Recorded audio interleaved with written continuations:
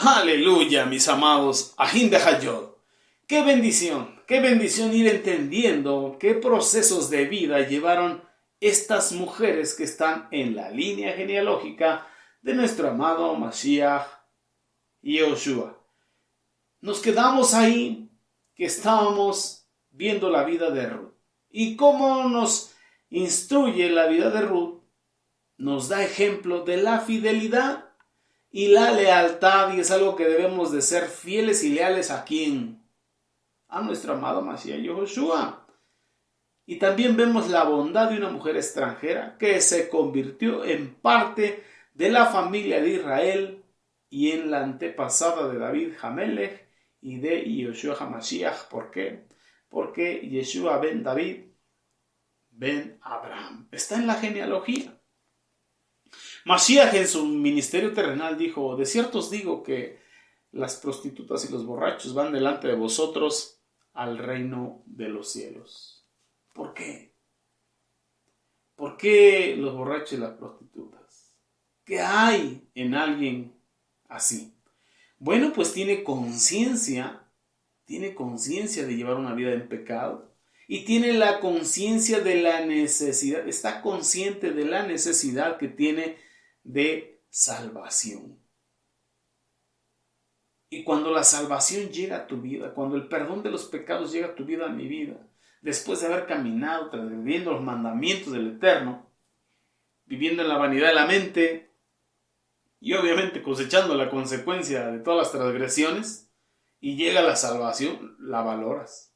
Cuando has caminado en tinieblas y llega la luz, valoras la luz. Pero bueno, vamos a continuar con la vida ahora de Betsabé. Vamos acercándonos a la historia. La historia de Betsabé, también conocida por todos, pues muy conocida, esta situación que vivió con David Hamelech, la encontramos en lo que es en el segundo libro de Samuel el profeta, el capítulo 11 y capítulo 12. También lo encontramos en el libro primero de los Reyes, en el capítulo 1.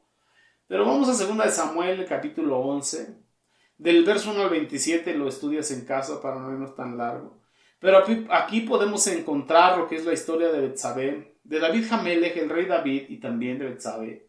Cómo es que el rey David se asomó por su ventana, andando en su balcón, vio a Betsabé, se estaba bañando. Betsabé ya era una mujer casada, esposa de Urías, el hitita, Urías Eteo.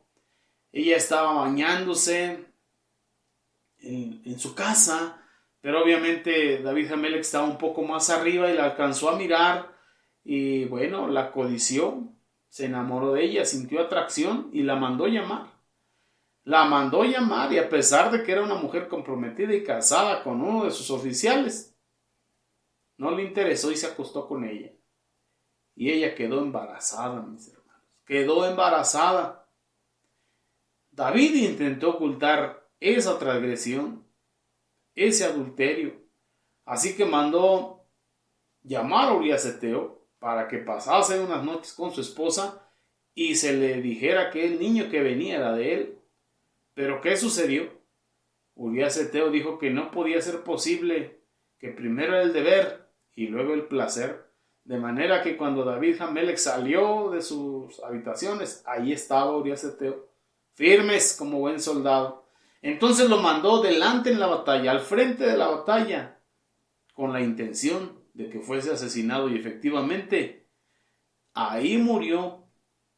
Después David se casó con Betsabé y ella dio a luz un hijo, como nos lo dice ahí el libro del profeta Samuel. Cuando leemos en el capítulo 12 del verso 1 al 25 lo encontramos. Pero llegó el momento donde el profeta Natán llegó delante de David Hamelech y lo confrontó de parte del Eterno. Le hizo saber que lo que hizo estaba mal hecho. Así que David Hamelech, el rey David, se arrepintió de su pecado y Natán le pasó el mensaje de parte del Eterno que bueno, perdonaría su pecado, pero que el fruto de ese pecado moriría. Pues escrito está que la maldad de los padres es visitada en los hijos. Así que murió ese pequeño. murió ese pequeño que había sido concebido con Betsabé. Así pues, hubo un duelo de 7 días, donde David Amelech estuvo en ayuno, en oración, en adoración, clamándole al Eterno por si quizá el Eterno le concediese la vida, pero no le respondió favorablemente como él pretendía. Así pues, entonces David se levantó después de ese tiempo, se lavó, se vistió, se arregló y fue a adorar al Eterno, a darle gracias, porque el Eterno todo lo que hace está bien hecho. Y aunque no lo entendemos, debemos de saber que es para nuestro bien. Así pues, después de la muerte del hijo de David y Betsabé, Betsabé nuevamente quedó preñada, nuevamente quedó embarazada y dio a luz otro hijo, y este hijo fue Shlomo, Salomón, el hombre de paz. Cuando David estaba ya anciano y débil, Betsabé y Natán, fueron a hablar, a convencer a David Amelech para que Shlomo, Salomón, fuera nombrado el sucesor, el rey, en lugar de Adonías, otro hijo del rey David. David aceptó la petición de Betsabé y Natán y nombró a Shlomo, a Salomón, como su sucesor, como el siguiente rey. Así pues, Shlomo, Salomón, se convirtió en rey y Betsabé, su madre, se convirtió en la reina madre. Bendito sea el Eterno, miren nada más. Así pues, la historia de Betsabé es un ejemplo de la complejidad de la naturaleza humana. Qué complejo es el ser humano. Y la importancia también de la teshuvá, del arrepentimiento. ¿Por qué? Ciertamente David Amelech tomó a Betsabé. Pero nos dice la bendita Torah, ahí en el Tanaj, que después de que Betsabé regresó a su casa, después de haber estado con el rey David, ella se purificó. Hizo su ritual de purificación, pero también su teshuvá. Pidió perdón al Eterno, pues ella no podía rebelarse contra el rey y sabía que eso no estaba bien porque era adulterio. Así que ella hizo su teshuvá y ella hizo su ritual de purificación. Aquí podemos encontrar lo importante que es la teshuvá, el arrepentimiento verdadero, genuino, completo y el perdón a pesar del pecado. Y a pesar del pecado también Betsabé se convirtió en una figura muy importante en lo que es la historia del pueblo de Israel y también muy importante en la genealogía de Adonai Yeshua, de nuestro amado Mesías, Yeshua HaMashiach. Es lo que entendemos ahora en la vida de estas 4 mujeres que están nombradas en la genealogía de Yeshua. Qué importante es la fe, qué importante es el carácter, qué importante es la fidelidad, qué importante es el compromiso, qué importante es la lealtad, qué importantísimo es la teshuvá, verdaderamente arrepentirse de los malos caminos, volverse al Eterno, a la obediencia a su bendita Torah. Hay promesas de que si guardas atentamente, si escuchas atentamente, guardas en tu corazón la bendita Torah, la pones por obra, la vives vivificada por el Ruach HaKodesh, bendiciones te siguen y te alcanzan. Pero también hay consecuencias a desobedecer al Eterno. Por eso es mejor obedecer al Eterno. Es mejor la obediencia que el sacrificio. Y es lo que nos empieza a enseñar esto. Pero vemos la misericordia del Eterno, vemos el amor del Eterno y vemos el propósito del Eterno. Y ningún error humano, ninguna falta humana, ninguna transgresión humana puede modificar los propósitos del Eterno.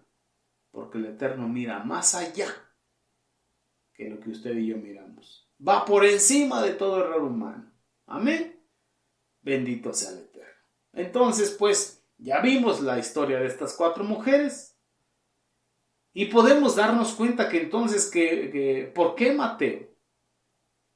qué el evangelista Mateo hizo estas adiciones? ¿Por qué las puso a ellas?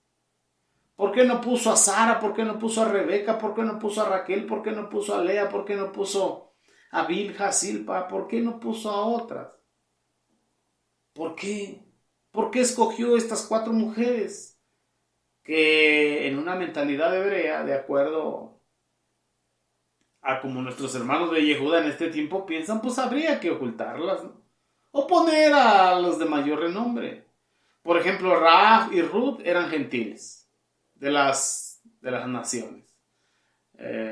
Tamar, ella se hizo pasar por prostituta a fin de tener relaciones sexuales con su suegro, con Judá, y conseguir un descendiente de él. Obviamente, ahí estaba interviniendo el Eterno. Por otro lado, Betsabé. Betsabé nos recuerda el adulterio de David Hamelech y, posteriormente a esto, el pecado de homicidio. Por supuesto, no queremos decir que las únicas personas pecadoras en esta lista eran solamente mujeres y precisamente ellas. No, porque en toda la historia genealógica de los reyes muchos hicieron lo malo ante los ojos de Jehová. Pero Jehová no se detuvo a eso.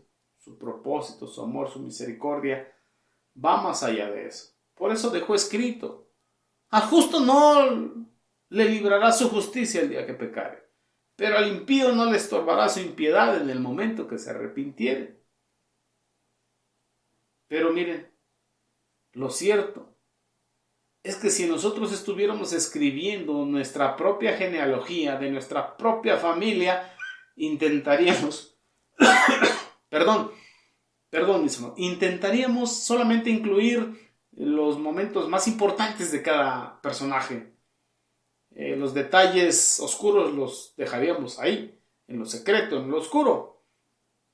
Pero Mateo no lo consideró de esa manera. Él no lo hace así, sino todo lo contrario. Él expresa todo, lo deja claramente ahí. ¿Por qué? ¿Qué razón tendría? ¿Qué razón tendría Mateo? ¿Cuál sería el propósito de Mateo? Es algo que tenemos que pensar.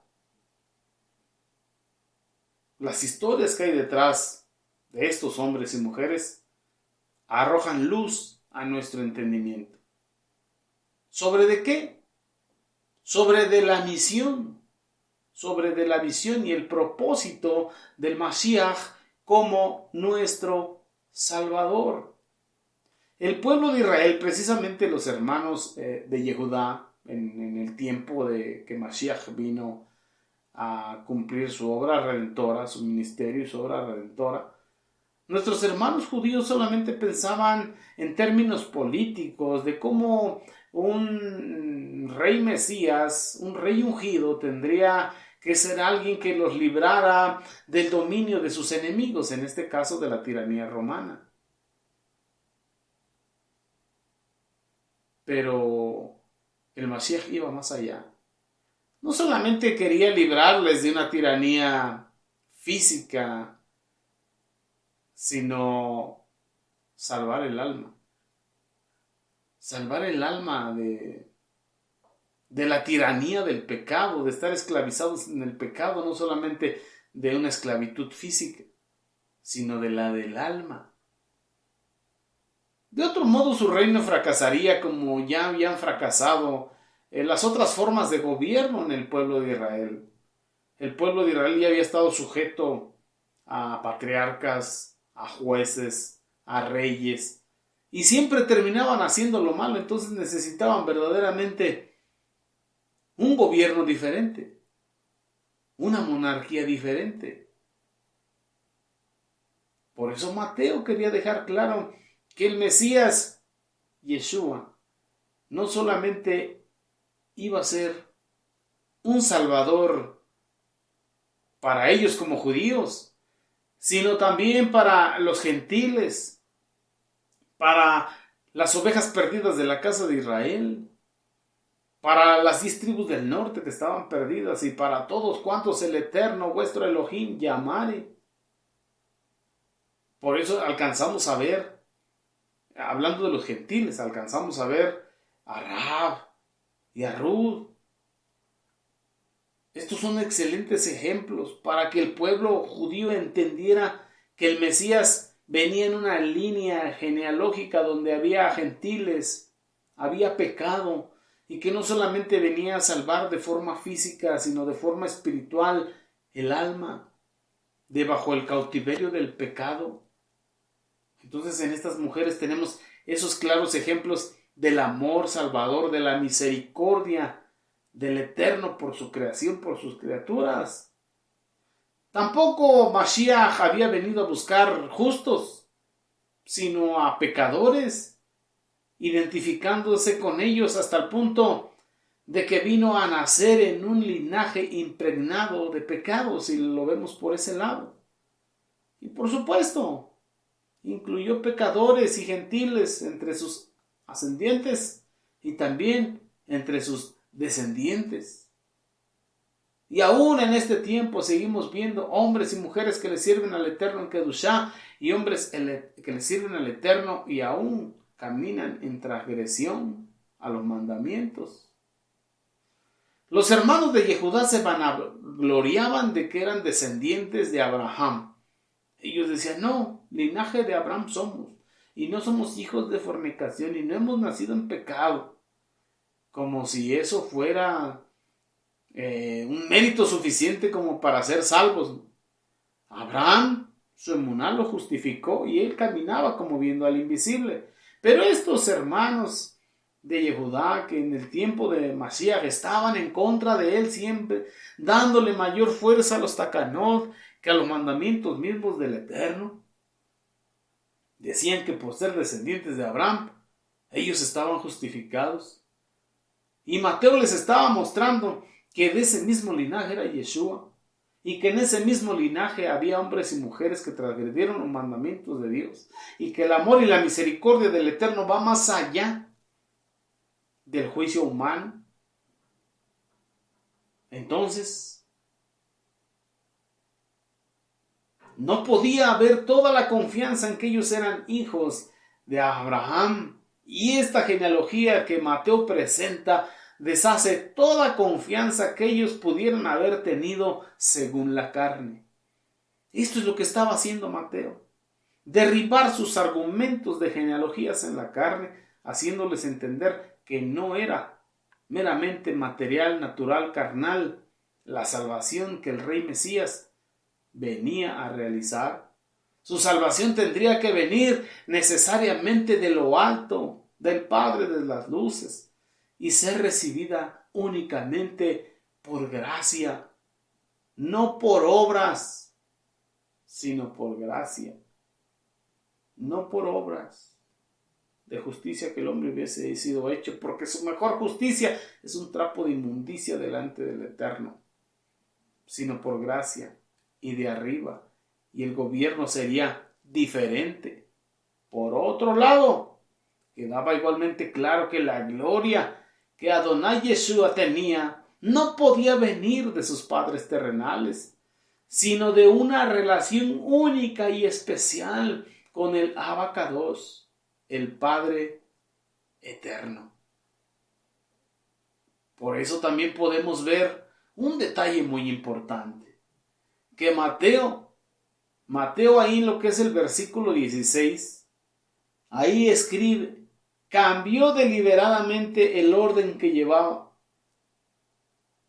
y escribe de esta manera: José, hablando de Joseph, no dice Joseph engendró a Yeshua, sino que dice Joseph, marido de Miriam, en otras palabras, José, marido de María, del cual nació Yeshua, llamado el Mashiach. Al final, cuando llega la genealogía al tiempo de Yeshua, en vez de decir Yeshua ben Yosef, dice Yosef, el que era esposo de Miriam, de la cual nació Yeshua. ¿Por qué? Porque de este modo nos da a entender que el nacimiento virginal de Yeshua es real, y que a Joseph, su padre, lo coloca como su tutor, o en este tiempo como su padre adoptivo, pero no como su progenitor, no como su padre biológico. En este tiempo lo entenderíamos. No obstante, de este modo queda establecido el derecho de Yeshua HaMashiach al trono de David HaMelech, su Abba.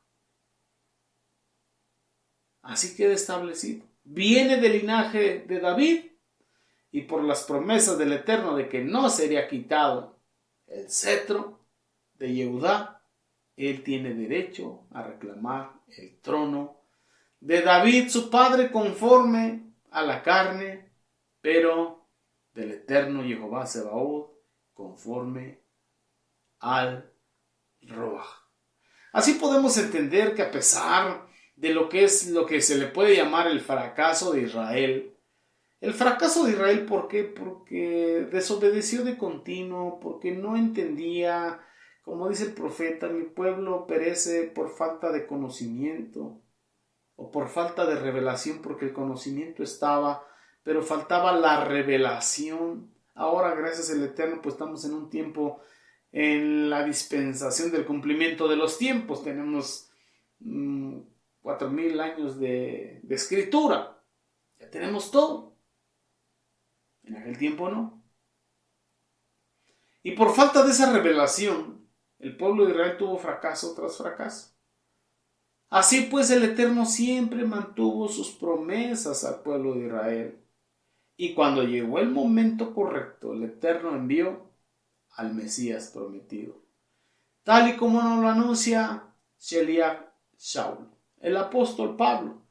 Cuando él escribe a los Gálatas, ahí en el capítulo 4, versos del 4 al 6, él se los aclara y les dice: mas cuando la plenitud del tiempo llegó, cuando el tiempo del Eterno llegó a su momento correcto, Jehová envió a su Hijo, nacido de una mujer y nacido en una cultura donde quebrantar la bendita Torah era una norma, era algo común y normal entre ellos, y hecho súbdito de la bendita Torah, para que redimiese a todos los que estaban bajo la sujeción de formas externas que habían pervertido la bendita Torah, a fin de eliminar la separación, para que pudiésemos recibir la posición de hijos.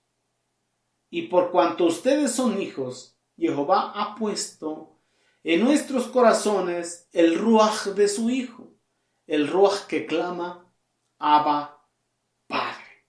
¿Qué habían hecho con los takanot, con los mandamientos de hombre? Ponerle cerco al mandamiento, ponerle cerco a la gracia. Era muy complicado accesar al Eterno. Había muchos obstáculos que vencer. Yeshua vino a quitarlos para que tuviéramos acceso al trono de la gracia. Por eso dice: venid confiadamente al trono de la gracia, donde hallamos favor, misericordia, el oportuno socorro para nuestra vida, para nuestra alma.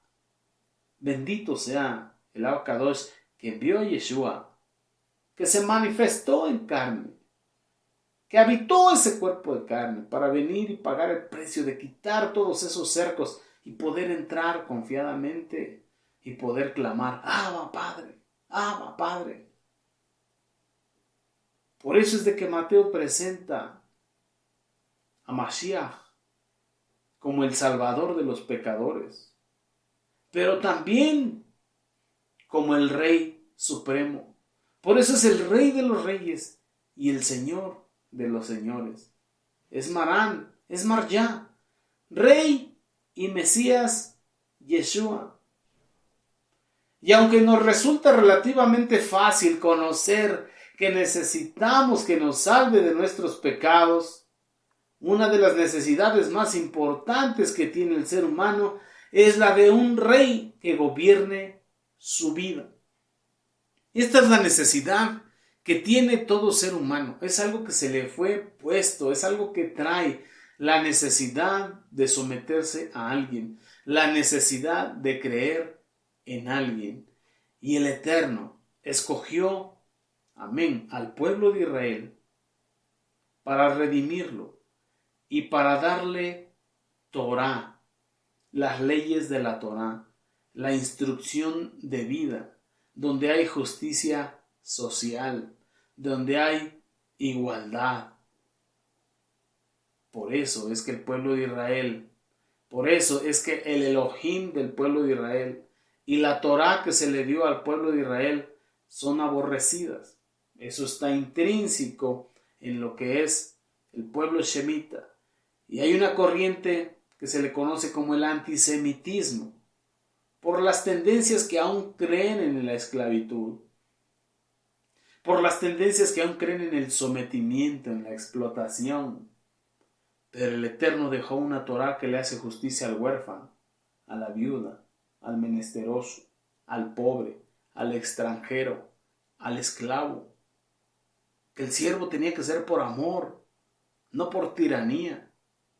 Y así podemos ver la justicia social, la igualdad social que hay en la bendita Torá. Y esa bendita Torá es la que tenemos que vivir. Por eso es que usted y yo tenemos la necesidad de salvación, de ser salvados de nuestros pecados. Por eso es que hay un grito de nuestra alma por salvación. Y la necesidad de tener un rey que gobierne, pero no un gobierno meramente humano, sino un rey divino, y ya está establecido. Porque no ha habido hasta este momento un gobierno humano que realice plenamente nuestras aspiraciones de justicia. No ha habido un gobierno humano que realmente imparta justicia, orden y shalom. No lo ha habido. Solamente el gobierno del Mashiach, por eso dice, buscad primeramente el reino de Elohim y su justicia, su Torá, su justicia social, su equidad, su igualdad, sus mandamientos, y todo lo demás os será añadido.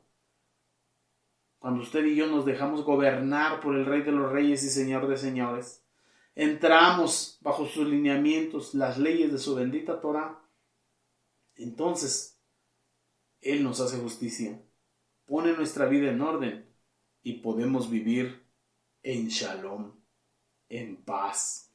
Bendito sea el Eterno.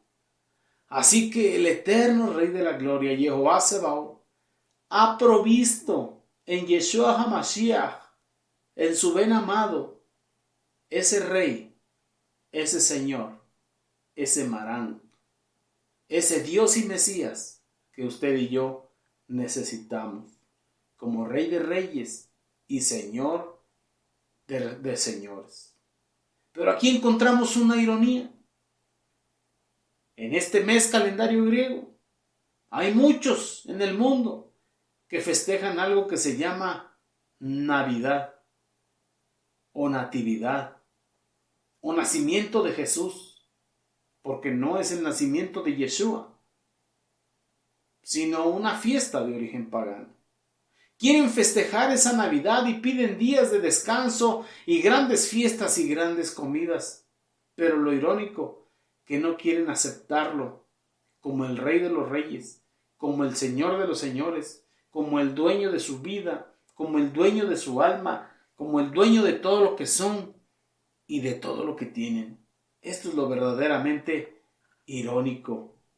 Quieren festejar su nacimiento, pero no lo dejan nacer en su vida, en su corazón, en su alma, como su Rey y Señor, como su Dios y como su Mesías, y mucho menos obedecer las leyes de su bendita Torá.